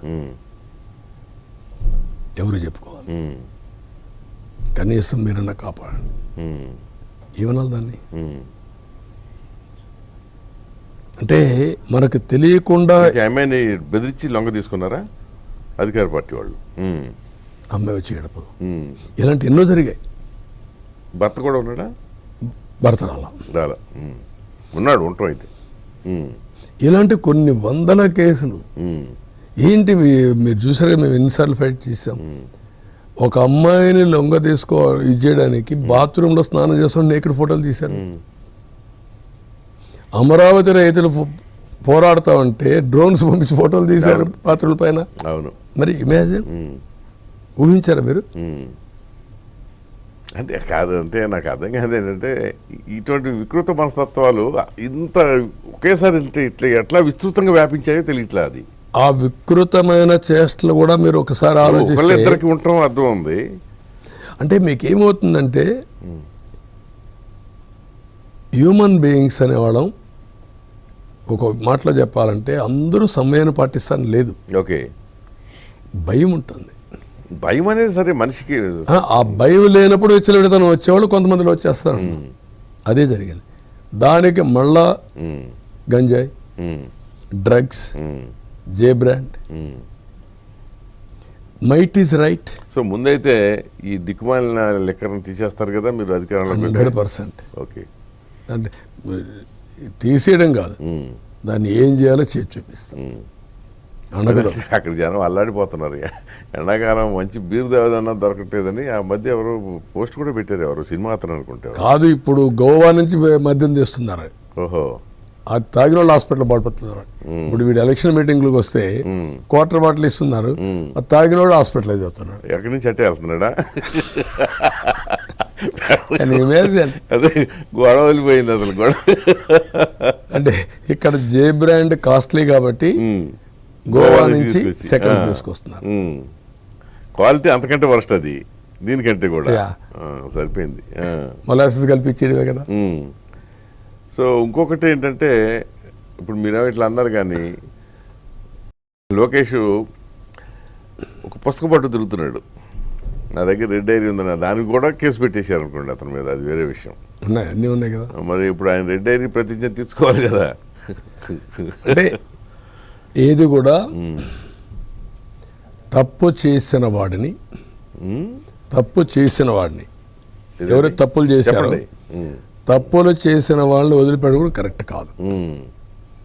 తప్పులు ఎస్టాబ్లిష్ చేసి మళ్ళా తిరిగి జీవితంలో అలాంటి తప్పులు చేయకుండా పనిష్ చేయాల్సిన అవసరం. That will do it. Okay, అట్లా ఆ రూపంలో. ఇప్పుడు మీకు ఇక్కడ సమస్య ఏమిటంటే ఇప్పుడు ప్రస్తుతానికి ప్రయాణం బాగానే ఉంది ఎన్డీఏ కూటమిగా. మీరు ఇప్పుడు స్టేట్లో కూడా ఎన్డీఏ అని చెప్పుకుంటారా, తెలుగుదేశం ప్రభుత్వం అని చెప్పుకుంటారా? రెండు ఎన్డీఏనే చెప్పుకుంటున్నాం. ఇప్పుడు రేపు పొద్దున గవర్నమెంట్ వస్తుంది అనుకోండి, వీళ్ళతో సంసారం ఎలా ఉండబోతుంది? కొత్త ఏముంది, ఇంత మునుపు కూడా చేశాం కదా అందరం. ఇంతకుముందు ఒక బీజేపీతోనే చేశారు, ఇప్పుడు ఇంకొక పార్టీ. ఇప్పుడు పవన్ కళ్యాణ్. ఇవన్నీ నేనేమంటానంటే ఒక కామన్ గోల్ ఉన్నప్పుడు, ఒక ఐడియాలజీ పెట్టుకొని ముందుకు పోయినప్పుడు ఎక్కడికక్కడ అందరం కలిసి ఆలోచించి ముందుకు పోవడం తప్ప, అదే మరి ఒకరినొకరు గౌరవించుకోవడం, కామన్ గుడ్ కోసం అందరు కలిసి ఆకాంక్షలు ఎక్కువ ఉంటాయి కదా. ఇప్పుడు ఏమవుతుందంటే, ఇప్పుడు సపోజ్ తెలుగుదేశం అయినా జనసేనలో అయినా టికెట్ల పంచాయతీలు కొన్ని జరిగాయి కదా ఈ సీట్ అడ్జస్ట్మెంట్ వల్ల, అలిగేస్తారు, ఆ ఎమోషన్లో వెళ్ళిపోతూ ఉంటారు. ఉంటాయి. ఎంతమందిని వీలైతే అంతమందిని అకామిడేట్ చేయడం జెన్యూన్గా. ఇప్పుడు నేషనల్ లెవెల్లో ఉంది, ఎన్డీఏ ఉంది, సేమ్ థింగ్. వాళ్ళు కూడా కోయలేషన్లో పెట్టుకున్నారు, పెట్టుకున్నప్పుడు అక్కడ ఉంటుంది. కానీ చిన్న చిన్న ప్రాబ్లమ్స్ లేకుండా ఉండవు, దాన్ని ఎట్లా ఓవర్కమ్ కావాలో చేసుకుంటా పోవడం. Will do that. So you are confident conflict ఉండదని. కాన్ఫ్లిక్ట్ ఉండకూడదు. ఓవరాల్ ఇంట్రెస్ట్ ప్రజల కోసం. కాన్ఫ్లిక్ట్ని అంటే హ్యూమన్ బీయింగ్స్ అనే వాళ్ళకి సమస్యలు లేకుండా ఉండవు, ఎగోలు లేకుండా ఉండవు. సరే, మీకేంటంటే కొంచెం అవన్నీ మేనేజబుల్గా ఉండాలి, ఓపిక కూడా ఉంటుంది, రీజనబుల్గా ఉండాలి, మేనేజబుల్గా ఏదో కబుర్లు చెప్పి ఏదో సర్దుబాటు చేసుకుంటే పోవాల్సిందే కదా. పోతా ఉంటే సంసారం తప్పదే కదా. పార్టీలోనే ఉంటాయి, బయటనే ఉంటాయి, ఎక్కడైనా ఉంటాయి. అంటే కరెక్టే, కానీ దాని ఎఫెక్టు ప్రభుత్వ పనితీరు మీద పడకుండా ఉండాలి కదా. పడితే ఇంతవరకు నా లైఫ్లో ఎప్పుడూ లేవు కదా. 14 ఏళ్ళు సీఎంగా పనిచేసినప్పుడు చూశారు, అప్పుడు లేవు. అట్లని కాదు, ఇప్పుడు సపోజ్ గవర్నమెంట్ నేను కోయిలేషన్ రన్ చేయాలనుకున్నప్పుడు కూడా అక్కడ వేరు ఢిల్లీ. ఇక్కడికి వచ్చేటప్పటికి సపోజ్ మీరు ఒక ప్రతిపాదన చేస్తారు, మీ భాగస్వామి ఇంకో ఆ ప్రతిపాదన కరెక్ట్ కాదు, ఇది చేయండి అన్నారు అనుకోండి, అట్లా దగ్గర అలాంటివి కామన్ గుడ్ కోసం మనకుండే ఫ్లెక్సిబిలిటీ, మనకుండే రిసోర్సెస్ అవన్నీ బ్యాలెన్స్ చేసుకుని చేయాలి. ప్రతి ఒక్కరికి ఒక ఆలోచన ఉంటుంది, అన్నీ చేయలేం కదా. ఈవెన్ పార్టీ వాళ్ళు కూడా ప్రతి ఒక్క ఎమ్మెల్యేకి యాస్పిరేషన్స్ ఉంటాయి, అదే ఎంపీకి కూడా యాస్పిరేషన్స్ ఉంటాయి. అన్నీ చేసేయాలని చూస్తారు, అన్నీ చేసేది డబ్బులు కావాలి కదా. అవును, రిసోర్సెస్ కూడా కలవాలి కదా మనకు, అవన్నీ ఉంటాయి. లేకపోతే తప్పులు చేయాలనుకోండి, తప్పులు ఎందుకు చేయాలి, చేసామనుకోండి మళ్ళీ ప్రాబ్లమ్స్ వస్తాయి కదా. ఇప్పుడు మీ అనుభవం ప్రకారం ఏంటంటే, మీరు తెలిసి తెలియకుండా నోటికి వచ్చినట్టు చెప్పరు, కానీ ఈయన ఎట్లా చేయగలరు, ఇప్పటికే అప్పులు పాలైపోయింది రాష్ట్రం అని మీకు ఏమన్నా కొంచెం దాని మీద ఫోకస్ పెట్టారు? అసలు ఫోకస్ పెట్టాం, ఆలోచిస్తున్నాం. నాకుండే తెలివితేటలతో, నాకుండే అనుభవంతో మళ్ళీ డబుల్ విగర్తో మ్యాక్సిమం డెవలప్మెంట్ ప్లాంక్ బయటి బ్యాలెన్సింగ్ చేయడం తప్ప వెల్త్ క్రియేషన్ జరగాలి, మేనేజ్మెంట్ జరగాలి. అదే మరి ఇక్కడ వీళ్ళకి ఇచ్చేది కూడా ప్రొడక్టివ్గా ఉండాలి, మళ్ళీ వాళ్ళకు ఉపయోగపడాలి, వాళ్ళకు లాభం రావాలి. అందుకే నేను చెప్తున్నానంటే ఫిష్ ఇవ్వడమే కాదు, ఫిష్ పట్టుకోవడం నేర్పించి మీ ఆదాయం పెంచుతాం. కాబట్టి ఇవన్నీ మీకు ఇచ్చేదంతా కూడా అతని కంటే బెటర్గా ఇస్తాం. దాని నుంచి ఇంకా కానీ యాక్చువల్గా అయితే ఏంటంటే ఒక రకమైన రాజకీయ వాతావరణం వచ్చినప్పుడు ప్రజలు ఏదో ఈ గ్యారంటీలు, సూపర్ సిక్స్లు ఇట్లాంటివి ఆశించి అయితే ఓట్లేరు. మీకు ఎగ్జాంపుల్ ఇక్కడ చెప్తే, తెలంగాణ చెప్తే ఏంటంటే కాంగ్రెస్ వాళ్ళు ఇచ్చిన ఇది 6 గ్యారంటీలు ఉన్నాయి కదా, వాటిని ఏదో నిజంగా నమ్మి వాళ్ళు ఓటేసి కాదు, కేసీఆర్ మీద కాకపోతే వేసేసారు అంతే. ఒక ఆల్టర్నేటివ్ చూసుకున్నారు, వేసుకున్నారు. రేపు మీకు కూడా అదే వాతావరణం ఉంటే ఈ సూపర్ సిక్స్ అని కన్నా వేరేది పనిచేస్తుంది అనేది, అది రాజకీయంగా ఎన్నో సందర్భాల్లో ప్రూవ్ అయింది కదా. అంటే మీకు ఏదైనా ఏ రాజకీయ పార్టీ అయినా పాజిటివ్, యాంటీ రెండు ఉంటాయి. At the same time hope కూడా ఉంటుంది, ఆశ, భయం రెండు ఉంటాయి, రెండు ఉండాలి, జనంలో ఉంటాయి. ఇప్పుడు ఏమైంది, అతని మీద ఆశ పోయింది. ఎప్పుడైతే అతను పాత మేనిఫెస్టో పెట్టి నేను ఇదే చేస్తానే కొందికి, అతను చేసిన పని వల్ల అతను ఏమీ చేయలేకపోతున్నాడు అనేది వచ్చేసింది. మేము ఇప్పుడు ఒక హోప్ వచ్చింది, చేస్తారని నమ్మకం వచ్చింది. మేనిఫెస్టో వస్తానే లాట్ ఆఫ్ చేంజ్. అంత మునుపు మనం చేయరు అనుకున్నది మొత్తం పోయింది. అతను ఏమన్నాడు, నేను వెల్ఫేర్ ఇస్తా, ఆయన వస్తే తీయేస్తాడు. ఇప్పుడు ఏమంటున్నారు, నీకని బెటర్గా ఇస్తున్నాడు కదా. You answer this, there is no answer. జనంలోకి వెళ్ళినాయా మీ నమ్మకం? డెఫినెట్గా వెళ్తాయి. అంటే అంటే లాస్ట్ మైల్కి వెళ్ళిందా ప్రతి ఒక్కరికి తెలిసిందా అనే దానికంటే అది సర్లేండి, మెజారిటీకి వెళ్ళిపోయింది. మేము కూడా టెస్ట్ చేసుకుంటున్నాం, మెజారిటీకి వెళ్ళిపోయింది. అందుకే ఆ ఫీల్ గుడ్ ఫ్యాక్టర్లో ట్రెమెండస్ చేంజెస్ వచ్చేసాయి.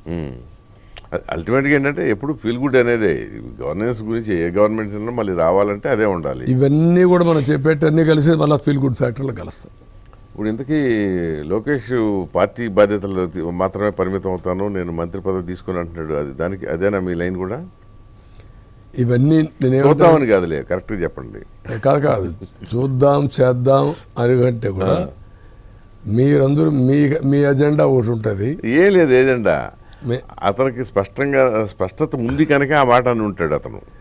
నేను ఎవరు ఏం చేయాలనేది నేను రైట్ టైంలో ఆలోచించి నిర్ణయించుకుంటాను. ఎవరికి ఏదప్ప చెప్పాలి.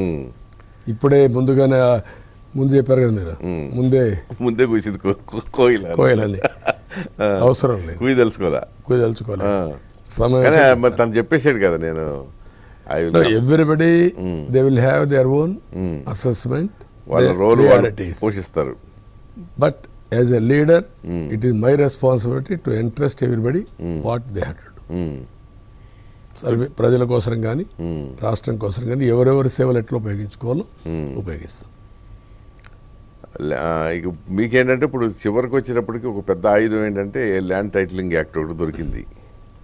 సో అది దాని మీద జనంలో బాగా వ్యతిరేకత వచ్చిందా మీ అంచనా ప్రకారం? లేదు, నేను ఒకటి అడుగుతున్నా మిమ్మల్ని, ఎవరైనా సరే రాజ్యాంగపరంగా ఎన్నికైన ముఖ్యమంత్రి నా పట్టాదారు పుస్తకమైన ఫోటో పెడితే యాక్సెప్ట్ చేస్తారండి. 14 సంవత్సరాలు సీఎంని, 40 ఏళ్ళు రాజకీయం, 5 ఏళ్ళు అపోజిషన్ లీడర్ని, నా పట్టాదారు పుస్తకం పైన ఆయన ఫోటో పెడతాడు. Can I accept? ఏదో కొంతమంది ఆయన మద్దతుదారులు ఈ మధ్య అన్నారంట కదా, తప్పే ఉంది దాంట్లో అని చెప్పి. అదే నేను చెప్పేది. అంటే ఆయన రాజముద్ర శాశ్వతం, రాజా ఏమనుకుంటున్నాడు? రాజముద్రని యాక్సెప్ట్ చేస్తాం, ఆంధ్రప్రదేశ్ అథారిటీని సావర్నిటీని యాక్సెప్ట్ చేస్తాం, గవర్నమెంట్ ఆఫ్ ఇండియాని సావర్నిటీని స్టేట్ గవర్నమెంట్ ఎంబ్లమ్ ఉంటుంది, దాన్ని వేసుకుంటాం. జనరల్ గా అంతే ఉంటాయి. నీ ఫోటో వేయడం ఏంటి? అది ఒకటి. ఇప్పుడు ఏం చేశాడు? బరిదెగించి ఇంకొక స్టెప్కి వెళ్ళిపోయాడు. ఆ స్టెప్ ఏంటి? Grabbing act, Jagan land grabbing act. మీరు పెట్టిన పేరు అది, నేను పెట్టింది ప్రజలు పెట్టింది. అదే ప్రజలు. ఒకటి అడుగుతున్నా, ఏం చేస్తున్నావు దీంట్లో నువ్వు? ఎవడో క్రూషియల్ రివర్ కంపెనీ ఇది పెట్టాడు, క్రిటికల్ రివర్ ఐటీ కంపెనీ. వాడు ఎక్కడ ఉంటాడు? బే ఏరియాలో ఉంటాడు. అక్కడ మన రికార్డ్స్ పెడుతున్నాడు అతని ఈడి బినామీ. ఓకే, ఆ కంపెనీలో ఉంటాయి. కంపెనీలో ఉండి రెండోది రేపటి నుంచి డాక్యుమెంట్స్ ఇవ్వాలంటాడు, రిజిస్ట్రేషన్ చేస్తే ఒరిజినల్స్ ఇవ్వడంట, డూప్లికేట్ ఇస్తా అంటాం, జిరాక్స్ కాపీ. ఎన్ని వరకు వస్తాయి? Number 1. Number 2, land titling officer ఒకటి పెడుతున్నాడు. అవును, అది వాడెవడు? ఇప్పుండేది ఎంఆర్ఓ, వేరే ఉంటాడు. వాడు నామినేట్ చేసిన వాడు ప్రైవేట్ వ్యక్తులుగా ఎవరైనా కావచ్చు, కాంట్రాక్ట్ ఎంప్లాయీ లాగా వాడు మనిషి పెడతాడు అంతే. ఇప్పుడు వాలంటీర్ పెట్టాడు కదా, అమారి పెడతాడు. పెట్టి నీ భూమి నా భూమి రెగ్యులేట్ చేస్తారు. ఒకసారి నా భూమి ఎవరో ఒక పిటిషన్ పెట్టి అది నాది అన్నారు అనుకోండి, డిస్ప్యూట్ రెడ్రెస్కి వెళ్ళిపోతుంది. నేను రిజిస్ట్రేషన్ లేదు, సెటిల్ చేసుకుందాం అవుట్ సైడ్ అంటారు. ఇప్పటికే అయిపోయినాయి.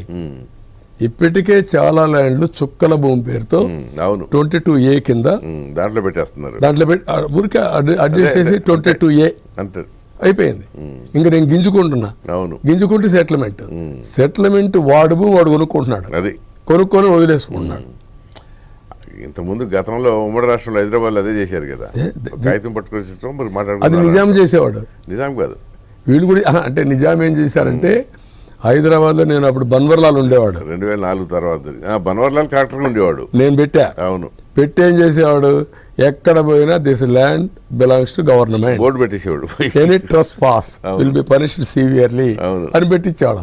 అప్పట్లో నేను చేసేవాడిని, ఎంఆర్ఓ అని పెట్టి హ్యాండ్ ఓవర్ చేయాలి డ్యూటీ. అప్పుడు డ్యూటీ హ్యాండ్ ఓవర్ కాదు, ప్రాపర్టీస్ ఫిజికల్ గా హ్యాండ్ ఓవర్ చేయాలా, డిస్ప్యూట్ అన్ని, దెన్ ఓన్లీ రిలీవ్. అంత స్ట్రిక్ట్గా పోయా. ఇప్పుడు నువ్వేంటి ఇవన్నీ 22A రికార్డు మార్చేస్తా. మొన్నే ఒంటిమిట్లో ఆత్మహత్య చేశాడు, రికార్డు మారిస్తే ఎంతమంది. సో ఇప్పుడు యాక్చువల్గా చెప్పాలంటే అక్కడ జరిగిన కొన్ని సంఘటనలు fit cases to file cases అంటే అంటే అట్లా కాదుగా. ఇప్పుడు ఆఫీసర్లకు కూడా ఒక రకమైన భయం ఉండాలి కదా. అంటే న్యాయం జరుగుతుంది ఎప్పటికీ. నా మీద కేసులు పెట్టారు, మా మీద కేసులు పెట్టారు. You know what is the expenditure? అదే నేను అనేది అదే అంటున్నా. ఎంత జవాబుదారీతనం అనేది ఇప్పుడు హౌస్ సైడ్స్ ఏదో ఇచ్చారు కదా, సెంట్ అని, దానికి ఏదో స్టాంప్ పేపర్ల మీద ఇచ్చేసారు కదా, నీకు ఈ సెంట్ నీది అని గవర్నమెంట్. దాని మీద జగన్ ఫోటో వాటర్ మార్క్ వేసారు. అవును, అది ఇల్లీగల్. మీకు స్టాంప్ పేపర్ల మీద వాడు లీగల్గా చేస్తే అది అది తప్పపట్టాలి మనకు. ఇప్పుడు అతను అడిగి ఉండొచ్చు కాక ముఖ్యమంత్రి, ఆయన ముచ్చటపడి ఉండొచ్చు. బట్ దాన్ని అంగీకరించి దాన్ని అమలు చేసిన అధికారి చట్ట ప్రకారం నేరస్తుడు కదా. స్టాంప్ పేపర్ మీద ఫోటో ఎట్టేస్తారు. ఎవరు మిగులుతారంగా? కొత్తలను తీసుకోండి, ఎవడు కావాలి. ఇప్పుడు ఇది ఏమంటే వాడు చెప్పాలా, ఒక్కడు చెప్పమంటారా? ఈ మొండమాపి గవర్నెన్స్ కోసం అయితే వీళ్ళు అక్కర్లా. అట్టగానే చెప్పేది. ఎంతమంది పైన పనిష్ చేయాలో తప్పులు చేసిన వాళ్ళు సీరియస్ కాదు, నేచర్ ఆఫ్ ది క్రైమ్ బట్టి. అది correct. Nature of the crime ని బట్టి డెఫినెట్గా వెళ్ళి, ఎందుకంటే లేకపోతే అసలు జవాబుదారీతనం ఉండదు. ఇప్పుడు మీకు కూడా రేపు పొద్దున సపోజ్ మీరు అధికారంలోకి వస్తే మీ దగ్గరికి వచ్చి సార్ మనం ఇట్లా చేసుకోవచ్చు అని చెప్పి చెడగొడతారు కదా. డెఫినెట్ చేస్తారు. అయిపోయింది, చెడిపోయి ఉంది. సో రాంగ్ ట్రాక్లోనే వెళ్తాయి ఆలోచనలు. అది వెళ్ళి కొద్దీ మన కూడా చెడగొడతారు. అన్ని షార్ట్ కట్ మెథడ్స్ వెళ్ళిపోతాయి. అదే జరుగుతుంది. సో కడపలో ఆ కుటుంబంలో ఓరాఓరీగా మోహరించి ఉన్నారు. ఎట్లా పోతారు మీరు? ఇప్పుడు వాళ్ళ విషయం మీదేమో మధ్యలో మీకు ఏ సంబంధం లేకుండా మీ మానాన్ని మీరు మీ క్యాండిడేట్ పెట్టుకున్నారు, బాగుంది. షర్మిలకి అని సునీత ఏమంటున్నారంటే న్యాయం మా వైపు ఉంది కనుక మాకు న్యాయం కోసం అందరూ నిలబడాలనేది వాళ్ళు అడుగుతున్నారు, ఓపెన్గానే అడుగుతున్నారు. ఆ ఓటర్స్ కూడా కొంగుబట్టి అర్థిస్తున్నారు, మాకు సపోర్ట్ చేయండి, మాకు న్యాయం చేయండి అని. అక్కడ ఎందుకంటే వాళ్ళు అనేది ఏంటంటే ఆ కేసులో ప్రధాన ముద్దాయి పోటీ చేస్తున్నాడు జగన్ పార్టీ తరఫున కనుక అందరికంటే ఎక్కువ ఫైట్ చేసింది మేమే న్యాయం కోసం. వివేకానంద రెడ్డి విషయంలో మ్యాక్సిమం ఫైట్ చేసిన party Telugu Desam party as opposition పార్టీగా. కుటుంబ కలహాలు, అంతఃపుర రాజకీయాలు రాష్ట్ర రాజకీయాలు కావడానికి వీల్లేదు. ఓకే, ఇప్పుడు వాళ్ళిద్దరి మధ్యలో ఏంటి? Sharmila versus to Jaganmohan Reddy. ఏంటి వాళ్ళిద్దరి మధ్యలో? వాళ్ళ వ్యక్తిగత విషయాలు. ఓకే, అతను చేసింది ఎన్టీఆర్ ఇచ్చిన చట్ట ప్రకారం ఆస్తి వాళ్ళ. అదే నేను అప్పుడు వాళ్ళు అనేది ఏంటంటే వ్యక్తిగతం కాదు, మాకు ఆస్తి కాదు ఇష్యూ ఇక్కడ. వివేకానంద రెడ్డిని నెక్స్ట్ వస్తున్నా, వ్యక్తిగతంగా ఆస్తిలో సమాన హక్కు ఇవ్వలేదు, డినై చేశాం. That is one issue. Second issue, Vivekananda Reddy రాజకీయం కోసం హత్య చేయించాం. ఎవరు చేశారు నీకే ఐడియా ఉంది, అయిపోయింది. అది చేసినప్పుడు నేను చెప్పాను చూడండి, నార్సీ ఫిలాసఫీ, ప్రత్యర్థుల మీద పెట్టేయడం. అప్పుడు మీ మీద పెట్టారు, నమ్మేశారు ప్రజలు. అతను కోట్లు వేశారు. వేసి తర్వాత ఇప్పుడు రివర్స్ వచ్చాడు. ఎవరైతే బాధితుల్ని నిందితులు చేశాడు, వీళ్ళు ఫైట్ చేసుకుంటున్నారు. వాళ్ళు ఫైట్ చేస్తే రాజకీయంగా మేము వాళ్ళకి సహకరించాలి అనేది కూడా కరెక్ట్ కాదు. ఆ ఇష్యూకి సహకరిస్తాం, కానీ మీకు జరిగిన అన్యాయం పట్ల మేము సంఘీభావం తెలియజేయడమే కాదు, మీకు పూర్తిగా సహకరిస్తాం.